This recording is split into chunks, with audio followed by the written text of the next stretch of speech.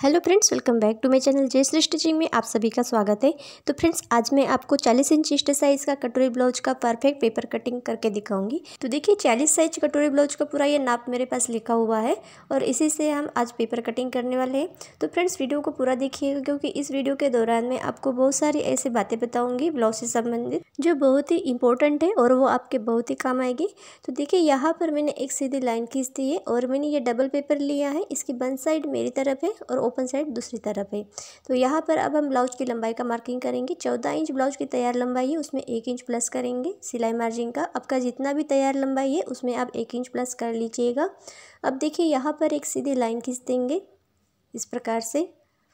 अब देखिए, यहाँ पर हमारे ब्लाउज में पीछे का जो गला है वो 10 इंच है, तो उसमें मैंने आधा इंच प्लस कर लिया सिलाई मार्जिन का, तो ये हो गया 10.5 इंच कुल मिला के। ठीक है, तो इसी के अकॉर्डिंग हम यहाँ पर शोल्डर लेंगे 5.25 इंच। तो इस प्रकार से देखिए, मैंने 5.25 इंच पर मार्किंग किया।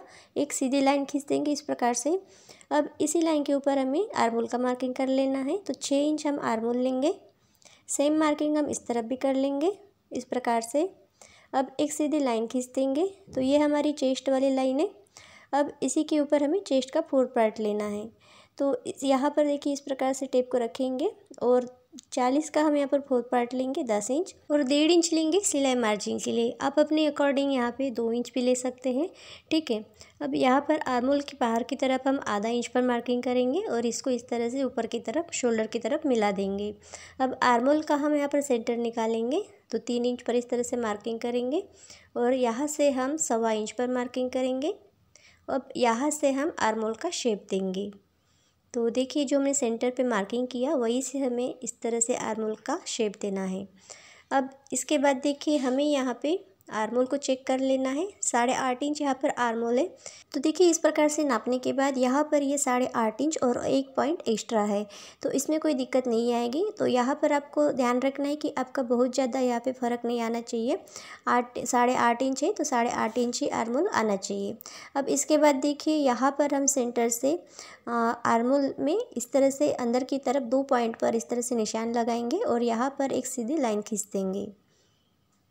तो इस प्रकार से एक लाइन खींच देंगे। अब यहीं से हमें फ्रंट आर्मोल का शेप देना है। तो देखिए, इस प्रकार से हम फ्रंट आर्मोल का शेप देंगे। तो देखिए, दोनों फ्रंट और बैक दोनों आर्मोल में आधा इंच का डिस्टेंस होना चाहिए इस प्रकार से। अब इसके बाद देखिए, यहाँ पर हम गले की चौड़ाई का मार्किंग करेंगे। तो मैं यहाँ पे गले की चौड़ाई रखूँगी 2 इंच और अब सामने के गले की लंबाई रखेंगे 6.5 इंच। तो इस प्रकार से देखिए, हमें यहाँ पे 6.5 इंच पर मार्किंग कर लेना है। अब इसके बाद यहाँ पर हम नीचे की तरफ गले की चौड़ाई रखेंगे 2.25 इंच। तो इस प्रकार से मैं 2.25 इंच पर मार्किंग करूँगी। अब यहाँ पर इस तरह से एक बॉक्स रेडी कर लेंगे और अब यहाँ पर हम इस तरह से गोल गले का शेप देंगे। अब इतना हो जाने के बाद यहाँ पर हमें इस तरह से टेप को रखना है शोल्डर के ऊपर और यहाँ पर नीचे की तरफ हमें 12.5 इंच पर बेल्ट के लिए मार्किंग कर लेनी है। तो इस प्रकार से देखिए, मैंने 12.5 इंच पर एक निशान लगाया। अब यहाँ पर देखिए, सेम मार्किंग इधर भी कर लेंगे और एक सीधी लाइन खींच देंगे। तो ये हमारा बेल्ट का मार्किंग हो गया। अब इसी के ऊपर हमें कटोरी की चौड़ाई का मार्किंग करना है। तो 6 इंच पर मैं मार्किंग करूँगी। 6 इंच हमारी कटोरी की चौड़ाई है। अब यहाँ पर इस तरह से एक सीधी लाइन खींच देंगे। अब यहाँ से हम 1.5 इंच ऊपर की तरफ मार्किंग कर लेंगे और यहाँ पर स्केल से हम इस तरह से एक सीधी लाइन खींच देंगे। तो इस प्रकार से रखना है स्केल को और यहाँ पर हमें इस तरह से सीधी लाइन खींच देनी है। अब यहाँ पर हम कटोरी की गोलाई देंगे इस प्रकार से। अब इसको हम डार्क कर लेंगे। तो इस तरह से हमने कटोरी की गोलाई यहाँ पे दे दी है। अब साइड से हमें देखिए 1 इंच ऊपर की तरफ मार्किंग कर लेनी है। अब यहाँ पर हम इस तरह से 2 इंच पर मार्किंग करेंगे और इसको इस तरह से मिला देंगे दोनों निशानों को। अब कटोरी का हम यहाँ पर सेंटर निकालेंगे। 6 इंच कटोरी है तो उसका सेंटर निकालेंगे, 3 इंच पर मार्किंग करेंगे या फिर आप इस तरह से टेप को फोल्ड करके भी मार्किंग कर सकते हैं। इसके बाद कमर का मार्किंग करेंगे। तो कमर है यहाँ पर 34 इंच, तो 34 का हम यहाँ पर 4 पार्ट लेंगे 8.5 इंच और इस प्रकार से 8.5 इंच पर मार्किंग करेंगे और 1 इंच लेंगे पीछे पल्ले में टक्स के लिए और 1.5 इंच एक्स्ट्रा लेंगे सिलाई मार्जिन का। तो ये हमारी फिटिंग वाली लाइन है और ये हमारा मार्जिन वाला लाइन।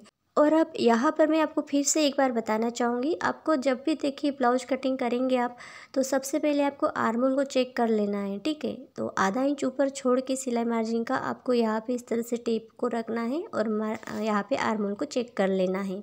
तो आपका अगर आर्म होल परफेक्ट रहेगा तभी आपका आस्तीन भी अच्छे से फिक्स बैठता है। तो आपको यहाँ पर ध्यान रखना है कि आपका ब्लाउज का आर्म होल और आस्तीन का आर्म होल एक समान होना चाहिए, और अगर कम ज़्यादा है तो आपका जो ब्लाउज का फिटिंग की सिलाई है वो भी सीधी नहीं आएगी, ठीक है। तो इस बात का आपको ध्यान रखना है, दोनों पार्ट्स में आर्म होल एक समान होना चाहिए। तो देखिए दोनों पार्ट्स को मैंने, बैक और फ्रंट पार्ट को मैंने अलग कर लिया यहाँ पर। अब सामने का पल्ला मैंने साइड में रखा और पीछे का पल्ला लेंगे और यहाँ पर हम गले का मार्किंग कर लेते हैं। तो चौड़ाई का मैंने मार्किंग कर लिया। गले की लंबाई 10 इंच है, उसमें आधा इंच हमने प्लस किया सिलाई मार्जिन का और 10.5 इंच पर इस तरह से मार्किंग किया। अब नीचे की तरफ मैं गले की चौड़ाई रखूँगी 3 इंच। अब यहाँ पर एक इस तरह से बॉक्स रेडी कर लेंगे। मैं यहाँ पे गोल गले का शेप दे रही हूँ, आप चाहे तो अपने पसंद के अनुसार कोई भी गले का शेप बना सकते हैं या फिर कोई डिजाइन भी बना सकते हैं। तो इस प्रकार से देखिए मैंने गोल गले का शेप दिया है। अब इसके बाद यहाँ पर हम टक्स के लिए मार्किंग करेंगे। तो 4.5 इंच पर यहाँ से इस तरह से मार्किंग करेंगे। सेम मार्किंग ऊपर की तरफ भी कर लेंगे। अब यहाँ पर मैं टक्स की लंबाई रखूँगी 5 इंच, तो 5 इंच पर मार्किंग करेंगे। अब एक सीधी लाइन खींच देंगे इस प्रकार से, और इसके दोनों तरफ हमें आधा आधा इंच का सिलाई मार्जिन ले लेना है और इसको भी हम ऊपर की तरफ मिला देंगे। इसके बाद देखिए यहाँ पर आपको आधा इंच ऊपर की तरफ इस तरह से इसको कम कर लेना है। ये सभी ब्लाउज में कंपलसरी रहेगा, आपको इस तरह से आधा इंच ऊपर की तरफ कम कर लेना है, तभी आपका पीछे से कमर की तरफ से सीधा रहेगा ब्लाउज, नहीं तो फिर हल्का सा गोलाई आ जाती है, ठीक है। तो इस बात का भी आपको ध्यान रखना है। तो पीछे का पल्ला हमारा अब बिल्कुल रेडी है। यहाँ पर मैं गले की कटिंग नहीं कर रही हूँ, ठीक है। तो यहाँ पर अब हम सामने के पल्ले की कटिंग करेंगे। तो सभी पार्ट्स को हम यहाँ पर अलग कर लेते हैं। तो इस तरह से यहाँ से हम बेल्ट को अलग करेंगे, और यहाँ पर देखिए सामने के पल्ले में भी आपको एक बात ध्यान रखना है, साइड वाला जो पार्ट है ना, यहाँ से भी हमें ऊपर की तरफ आधा इंच में मैं 1 पॉइंट कम यहाँ पे लूँगी, ठीक है। तो आधा इंच हमने पीछे पल्ले में कम किया था, तो इसमें हम थोड़ा सा ही कम करेंगे, मतलब आधा इंच में 1 पॉइंट कम, ठीक है। तो इस प्रकार से मैं यहाँ से इसको कम कर रही हूँ। तो आपको इस तरह से कम कर लेना है, ठीक है। तो ये हो गया हमारा 40 इंच चेस्ट साइज़ का कटोरी ब्लाउज का पेपर पैटर्न, ठीक है। तो ये हमारा 6 इंच यहाँ पे आर्म होल है, 6.5 इंच हमारे गले की लंबाई है, और यहाँ से हमने 1.5 इंच लिया था ऊपर की तरफ, इसको भी आपको ध्यान में रखना है। और 6 इंच हमारी कटोरी की चौड़ाई है, और ये 34 इंच हमारी कमर है। तो यहाँ पर हमने कमर का 4 पार्ट लिया था, तो सभी आपको ध्यान में रखना है, ठीक है। अब यहाँ पर हम सभी पार्ट्स को यहाँ पे अलग कर लेते हैं। तो यहाँ से इसको ज़रूर से आपको कम कर लेना है साइड वाले पार्ट से। अब यहाँ पर हम फ्रंट आर्म होल से कटिंग करेंगे इस प्रकार से, और यहाँ पर अब गले की कटिंग कर लेनी है। अब कटोरी को अलग कर लेंगे। तो ये हमारी छोटी कटोरी है, इससे हमें बड़ी कटोरी रेडी कर लेनी है। तो छोटी कटोरी से बड़ी कटोरी करने का भी यहाँ पे बहुत ही आसान तरीका मैं आपको बता रही हूँ। ये बहुत ही आसान है, आप आसानी से इसको कर सकते हैं। तो इस तरह से दूसरा पेपर ले लेना है, और यहाँ पर हमें छोटी कटोरी को एज इट इज़ छाप देना है। तो इस प्रकार से देखिए मैंने कटोरी को यहाँ पे छाप दिया है, और सेंटर पे जो हमने निशान लगाया था उसको भी लगा लेना है। अब इसके बाद देखिए कटोरी के दोनों साइड हमें 1.25 इंच पे मार्किंग कर लेना है। देखिए आप किसी भी साइज़ का कटोरी का ब्लाउज कटिंग करते हैं तो उसमें आपको 1.25 इंच दोनों तरफ बढ़ा लेना है। अब सेंटर से हमें नीचे की तरफ 1.5 इंच पर मार्किंग कर लेना है। अब दोनों तरफ हम इस तरह से निशानों को मिला देंगे, नीचे की तरफ भी हमें इस तरह से मिला देना है। अब इसके बाद देखिए यहाँ पर हमें ऊपर की तरफ आधा इंच ले लेना है सिलाई मार्जिन का, और यहाँ पर हमें 3 पॉइंट लेना है हुक हाई पट्टी के लिए। अब इसके बाद देखिए इसको इस तरह से मिला देंगे, अब ऊपर की तरफ भी मिला देंगे, और यहाँ से देखिए हमें कटोरी की गोलाई देनी है। तो यहाँ से लगभग 4.5 इंच तक हमें आधा इंच का डिस्टेंस रखते हुए यहाँ से गोलाई देनी है, और उसके बाद इस तरह से इसको बढ़ा देना है। तो इस तरह से यहाँ पर देखिए हमने कटोरी की गोलाई दे दी है। तो ये हो गई हमारी 40 इंच चेस्ट साइज़ की कटोरी। अब यहाँ नीचे की तरफ हमें 1.5 इंच का कटोरी में टक्स लगाना है, तो यहाँ पर मैंने निशान लगा दिया। अब कटोरी को यहाँ से कट कर लेंगे। तो फ्रेंड्स, आप मेरे चैनल पर नए हैं और अभी तक चैनल को सब्सक्राइब नहीं किया है तो प्लीज़ चैनल को सब्सक्राइब करके बेल आइकन को प्रेस कर लीजिएगा, और वीडियो अच्छी लगती है तो एक लाइक ज़रूर कर दीजिएगा। तो देखिए इस प्रकार से कटोरी को फोल्ड करेंगे, और यहाँ पर देखिए हमने जो निशान लगाया था ना टक्स के लिए, तो ये आगे पीछे हो गया है। ठीक है, आप देख सकते हैं। और नीचे की तरफ जो एक्स्ट्रा दिख रहा है उसको कट कर लेंगे। अब फिर से हमें देखिए यहाँ पे टक्स के लिए मार्किंग कर लेनी है। तो इस प्रकार से देखिए टेप को रखेंगे और 1.5 इंच पर मार्किंग कर लेंगे। अब ऊपर की तरफ हम इस तरह से टक्स की लंबाई का मार्किंग करेंगे 3 इंच पर। तो ये हमारा फाइनल जो मार्किंग है ना, ये रहेगा टक्स का। ठीक है, तो इसी लाइन के ऊपर से हमें टक्स की सिलाई डालनी होती है। तो इस प्रकार से देखिए यहाँ पर कट लगाएंगे। तो अब हमारी जो कटोरी है एकदम रेडी है। दूसरे साइड भी मैं इस लाइन को यहाँ पे इस तरह से खींच देती हूँ। ये देखिए अभी हमारा कटोरी का टक्स है। ठीक है, अब इसके बाद हम आस्तीन की कटिंग करेंगे। तो इसके लिए मैंने डबल फोल्डेड पेपर लिया है और फोल्डेड साइड मेरी तरफ है। तो यहाँ पर बॉटम पे एक सीधी लाइन खींच दी है मैंने। ब्लाउज की लंबाई है 10.5 इंच, उसमें 1 इंच प्लस करेंगे सिलाई मार्जिन का, और यहाँ पर एक सीधी लाइन खींच देंगे इस प्रकार से। अब इसके बाद देखिए इस प्रकार से हम टेप को रखेंगे, और यहाँ पर हमें ऊपर से 3.5 इंच पर मार्किंग कर लेना है। स्लीव की कैप हाइट रहेगी 3.5 इंच, और यहाँ पर एक सीधी लाइन खींच देंगे इस प्रकार से। अब इसके बाद देखिए यहाँ पर हमें मोहरी का मार्किंग कर लेना है। 5.5 इंच आस्तीन की मोहरी है, 5.5 इंच पर मार्किंग करेंगे और 1.5 इंच एक्स्ट्रा लेंगे सिलाई मार्जिन का।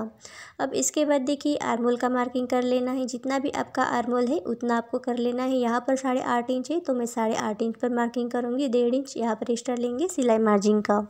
अब सभी निशानों को हम इस तरह से मिला देंगे। अब इसके बाद देखिए यहाँ पर हमें आर्महोल का सेंटर निकालना है। तो इस प्रकार से टेप को रखेंगे और इस तरह से फोल्ड करेंगे और सेंटर पे मार्किंग करेंगे। इसके ऊपर की तरफ हमें आधा इंच पर मार्किंग कर लेना है। और देखिए यहाँ पर 2 पॉइंट नीचे की तरफ मार्किंग कर लेना है। अब इन निशानों को मिलाते हुए हमें आस्तीन की गोलाई देनी है। तो इस प्रकार से देखिए आस्तीन की गोलाई देंगे। अब इसको मैं यहाँ पे डार्क कर लूँगी। तो इस प्रकार से देखिए इसको डार्क कर लेंगे। अब इसके बाद यहाँ पर हम फ्रंट आर्महोल का शेप देंगे। तो इस प्रकार से देखिए हमें फ्रंट आर्महोल का शेप देना है। अब इसको डार्क कर लेंगे इस प्रकार से। तो देखिए आस्तीन का हमारा पूरा पैटर्न रेडी हो गया है। अब इसको हम यहाँ से कट कर लेंगे। तो देखिए बाहर वाली जो लाइन है उसी के ऊपर से हमें कट कर लेना है। अब यहाँ पर सेंटर पे एक कट लगाएंगे, आर्महोल पर एक कट लगाएंगे। ठीक है, और देखिए फ्रंट आर्महोल में यहाँ पे कटिंग नहीं कर रही हूँ। इसको मैं हमेशा स्टिच करते वक्त ही कटिंग करती हूँ। आप अगर कट कर लेते हैं तो इस प्रकार से दोनों तरफ आपको निशान लगा के रखना है, ताकि जब आप ब्लाउज स्टिच करते हैं तो आपको ध्यान में रहना चाहिए कि ये आपका फ्रंट आर्महोल है। ठीक है, तो देखिए फ्रेंड्स इस तरह से हमने यहाँ पे पूरा 40 इंच चेस्ट साइज़ का कटोरी ब्लाउज का पेपर पैटर्न यहाँ पे कटिंग कर लिया है। अब यहाँ पर आपको ब्लाउज कटिंग करते वक्त बस एक ही बात ध्यान में रखना है कि आपको सिर्फ बेल्ट में मार्जिन एक्स्ट्रा देना है। ठीक है, बाकी किसी पार्ट में भी आपको मार्जिन नहीं देना है। 1 इंच का यहाँ पे मार्जिन देंगे बेल्ट में, सिर्फ बेल्ट में आपको मार्जिन देना है। ठीक है, इस बात का आपको ध्यान रखना है, बाकी किसी पार्ट में भी मार्जिन की ज़रूरत नहीं है। तो फ्रेंड्स आपको ये वीडियो कैसे लगा प्लीज़ कमेंट बॉक्स में कमेंट करके ज़रूर बताइएगा, और चैनल को अभी तक सब्सक्राइब नहीं किया है तो प्लीज़ चैनल को सब्सक्राइब कर लीजिएगा। तो मिलते हैं अगली वीडियो में। Thank you.